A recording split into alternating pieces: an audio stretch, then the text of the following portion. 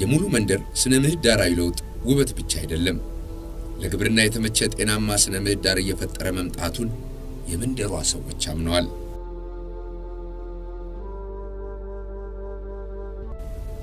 እዚህ ቱሪዝም ማህበረሰብ አቀፍ ከሚለው ከፍ ብሎ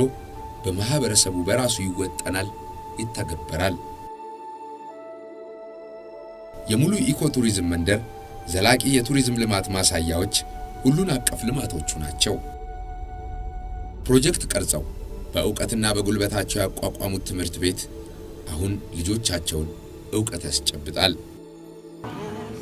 This is how we wash our hands wash our hands wash our hands የቱሪዝም ልማት ውጤት ሁሉን አቀፍ የሚባል ጥቅም እንዲያስገኝ ይሰራሉ